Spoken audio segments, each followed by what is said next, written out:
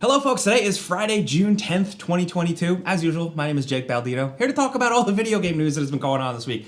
It's been a busy week. I'm also joined by a special guest, Ralph, aka Skillup, aka, can I call you Shillup legally? I mean, yeah, but I'm kind of confused because I thought I was here to record our podcast? No, this is the Friday show. Friday show. Yes. So not podcast. No. So we're actually at Summer Game Fest. There's a whole thing behind the scenes, like we're checking out some games, playing some stuff, working on some projects, and yeah, so I guess let's get you guys caught up on the whole Jeff Keighley event stream thing from yesterday.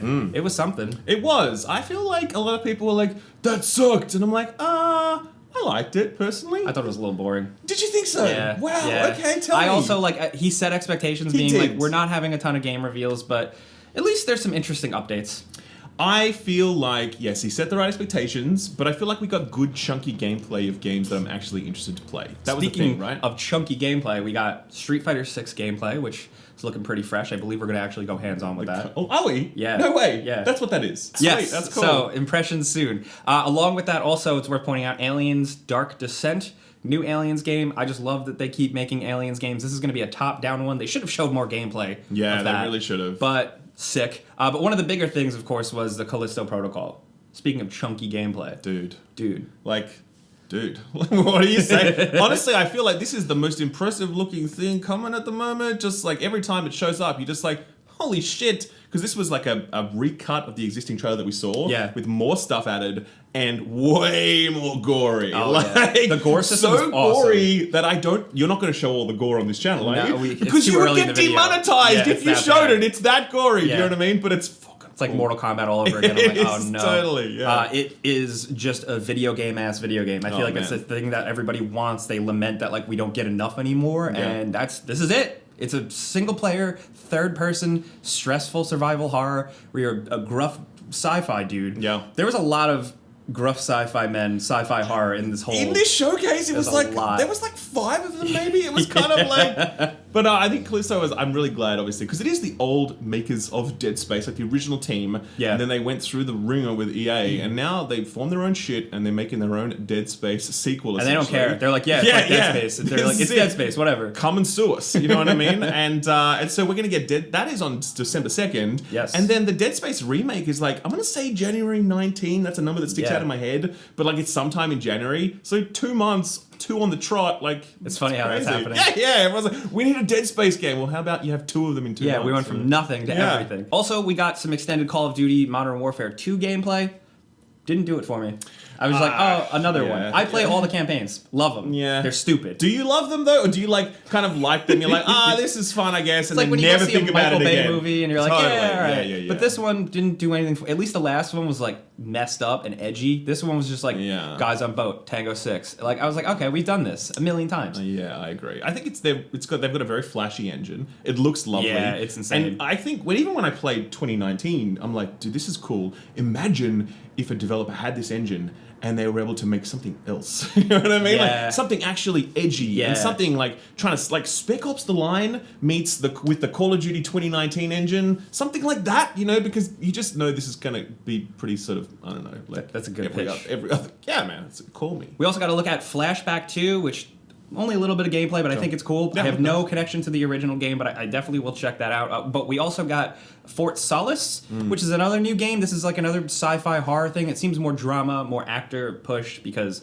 the leads are Roger Clark, good old Arthur Morgan himself, and Troy Baker, who is everyone still. Yeah, absolutely. And, every single person. Story-based game. I'm about it. Sure. I mean, I just feel like it's so early on. It's like it's a new studio making a new game, and they've got some cool voice talent. I think voice talent can make a big difference, though. American Arcadia, I'm about these types of games, specifically because it's like that 2.5D like linear adventure, but it's also has first person stuff. Does it? So I it's don't remember essentially that. Yeah, I was reading the Steam store page and it had like hybrid gameplay. Oh, okay. So cool. It's like very cool. Truman Show. Act 3 that's kind what of it seems thing. to be like a thing, And yeah. it's like one of my favorite movies. So I'm like, this looks cool. Has a nice art style. Yeah, I'm down for that. Witchfire is sick still. We haven't seen it in a while. Now it's back and it's pretty awesome. The trailer was a little weird. Sound design, I feel like. It like didn't. you are it didn't so hit. right. It didn't hit, but like I was like, Totally. I believe in this game. I could tell by looking Yes. at it, something I'm gonna play. Yeah, actually, I remember thinking that when I'm like, well, maybe they just got a bad mix on this trailer Yeah. or something. Yeah, Like that's something that happened happened, in the render. You know what I mean? It had all these like crazy like Destiny abilities though. Like they're like double jumping and coming did. down and like doing a thing. Like It reminded me of like Outriders and a bit of like Remnant from the Ashes Yeah. with a bit of Destiny Yeah. in this cool kind of like Musket era setting, whatever. Gorgeous. The whole thing just, I think, looks awesome. That is going into early access pretty soon-ish, I believe, about time. as they said. So, yeah. Routine looks tight.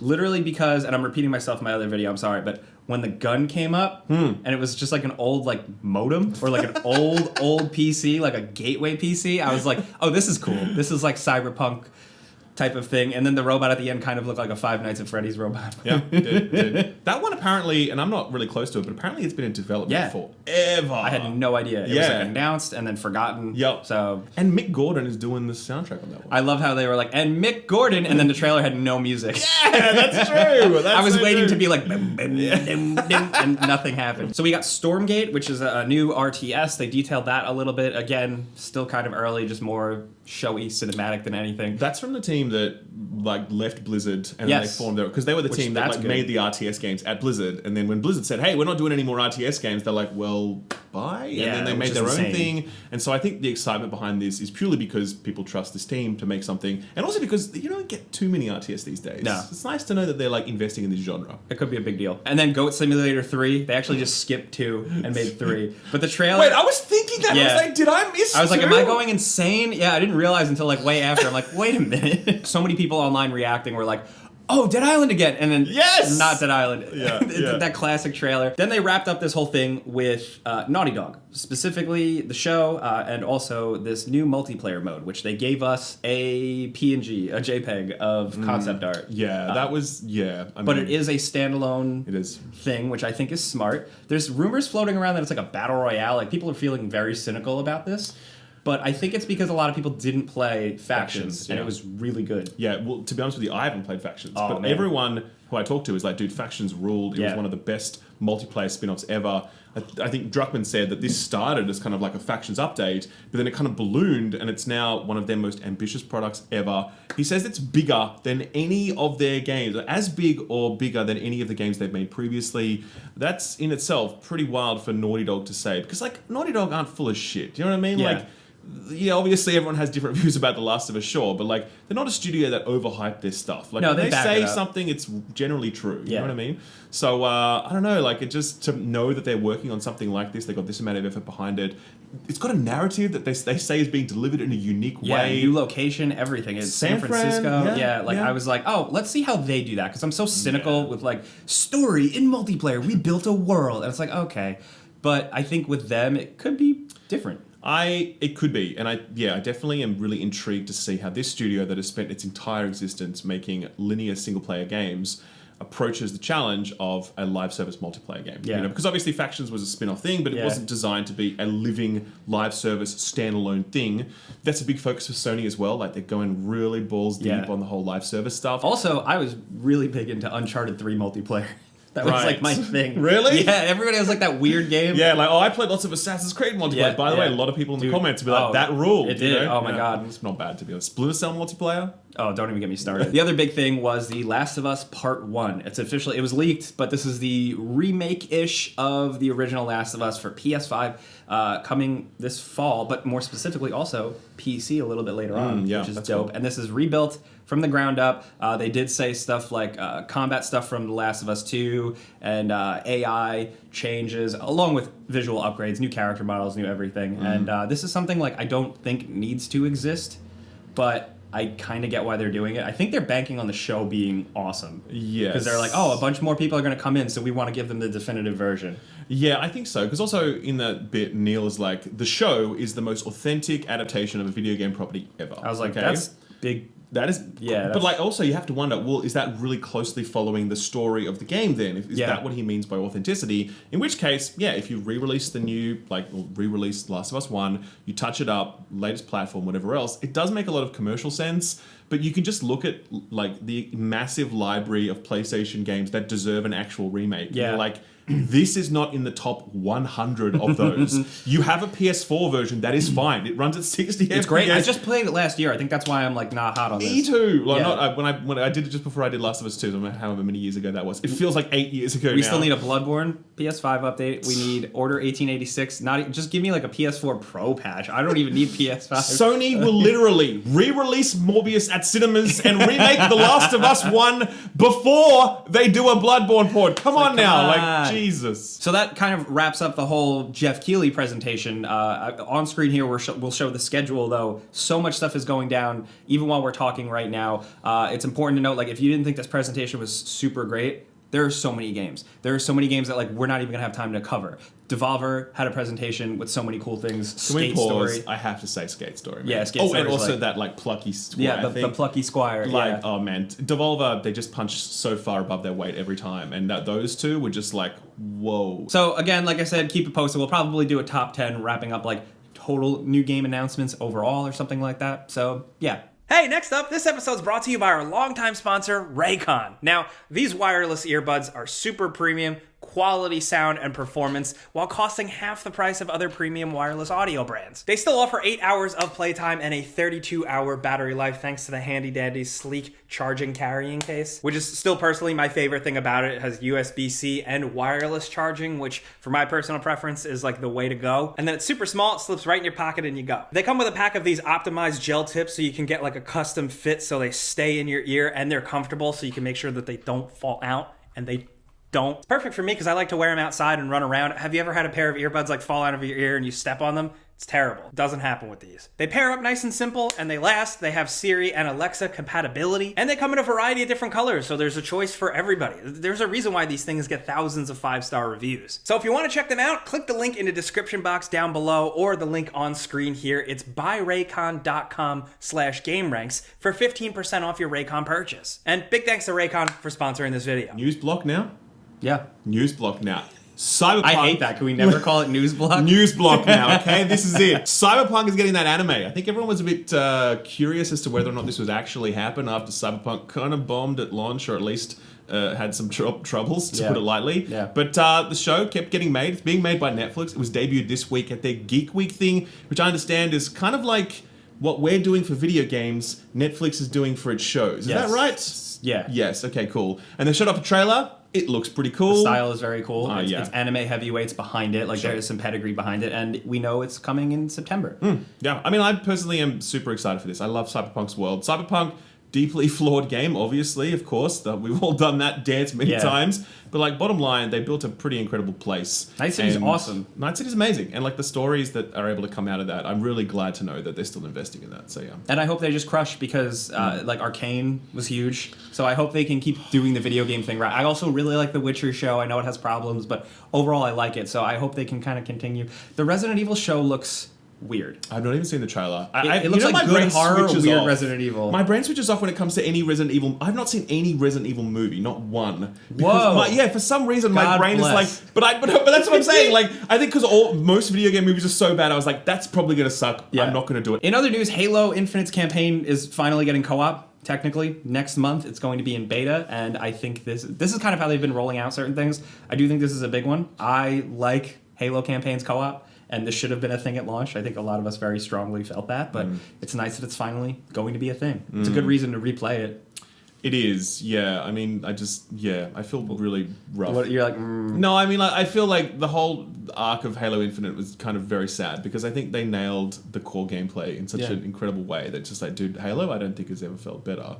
But then all of the post-launch stuff, what they missed, and just the whole thing is just tough. It's very tough. But I'm glad it's coming. It's nice. It feels like in another 18 months now we might have a complete Halo game. Which kind of is Finally. like, it's 2.5 years after its initial promised release date. And that's just crazy. Well, after the show was so great, I'm looking forward to getting back into Halo. Sorry, I couldn't even finish it. Let's not do that, okay? Let's not go there. Moving on. This is a small story just because I'm a little cynical, but it seems like a lot of people are excited about this. The Grammys, the big prestigious music awards thing, has added Best Video Game Soundtrack as a category. So, on the one hand, very cool to see finally that being recognized. I think there is some video game music that like kicks the pants off of just regular music and movie scores.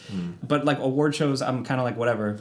It's like, I mean, award shows I like in the sense of like, I care about the Game Awards, for example, but I don't give a shit about the Grammys. No. If the Grammys want to say this video game is cool, I'm like, I don't care what you guys think. Yeah. You know Yeah. what I mean? Like, Yeah. I care what video game nerds think, Yeah. and like other developers and stuff. So like, if the Grammy wants to give an award to like, I don't know, Call of Duty for its score, which probably will happen, by the way. It will Like be if for something anyone, not good. Yeah. totally. So it's gonna be awarded to the wrong game, Yeah. and everyone's gonna be like, that sucks, and then we'll learn our lesson. We're like, okay, let's not worry about it. I'm happy at least for like video game composers that are like, I want to get to that one day. Like, Yeah, awesome, true, go get true, it. yeah. In other news, EA clapped back. Essentially, there were reports floating around. Jeff Grubb, specifically, who we always talk about his scoops. Yeah, man. He claimed that Battlefield 2042 was almost completely like abandoned ship mode, down to a skeleton crew to just pump out the rest of their obligated shit as cheaply as possible. EA came back with a statement saying that is untrue and that they are working along with other studios, I guess contracted, to get some stuff out, and that they aren't abandoning Battlefield 2042, which I feel like they. I don't want to be, but like That's very negative of you, Jake. Come I on, know man. it's not very This is- Jake. this is of not me. very Jake. Yeah, That's right. you're rubbing off on me.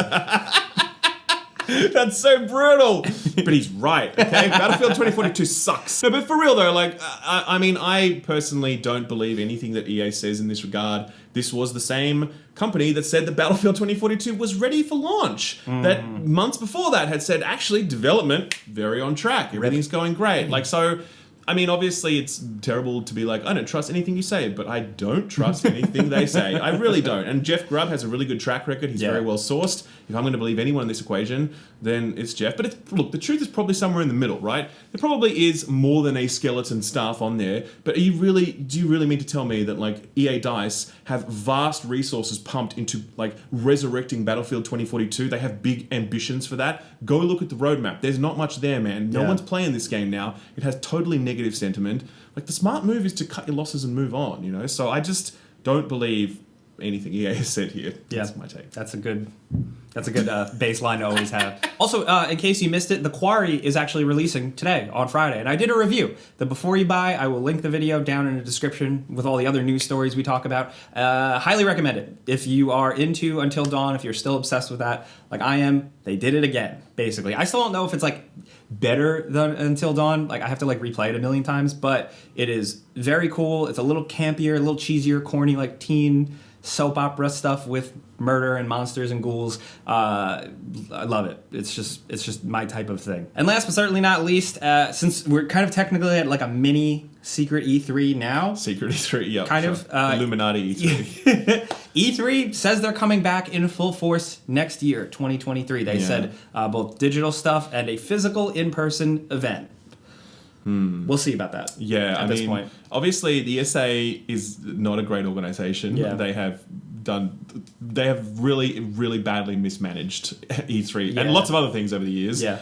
And no one sort of sheds a tear for knowing that they're not running an event like this. I feel like the industry wants this event to exist. Yeah. But they don't necessarily want the ESA to run it. Yes. So Jeff is stepping up, trying to fill the void. Yeah. I think he's doing a good job as a starting point, right? This is a good baby step. This is a baby step, right? Yeah. Because obviously there was 25 years of incumbency for E3 to build up to the point that it was. Yeah. I will say that what we're at now, what's going on right now, doesn't hold a candle to E3. Like No. it's like 5% of what that Yeah. was in terms of presence, in terms of what we're seeing and whatever. So I do want E3 to come back. I really do. Because I love E3. And a lot of people are like, E3 sucks, it's just trailers. It's like, yeah, trailers. I love trailers. Show Yeah. me cool video games, Market at me. Yeah, please. yeah. But I mean, I don't necessarily want the ESA to do that. But look, if I had a choice between E3 run by the ESA or no E3, I'm going to take E3 with the ESA. I also think like it was actually like it was good that it was opening up to the public, and it was like something that like everybody wanted to go to, and everybody could have that experience, and then it's gone. So if they come back and they make it more of a Comic-Con type thing, that would be kind of cool. Yeah, I agree. As long as it doesn't turn into Gamescom, because Gamescom is the most crowded event I've ever been to in my life. I've never been, but I really want to. Dude, I've heard it's insane. You walk out smelling like 12 other people's armpit. Let's go. That sounds like a real convention. Yes. So that's a quick catch up for you guys this week, and we may have ran a little bit longer just because it's two people yapping. Who are you? What are you doing? I am. Do your research. I am Skill Up. I'm here hanging out with Jake this week for no reason in particular.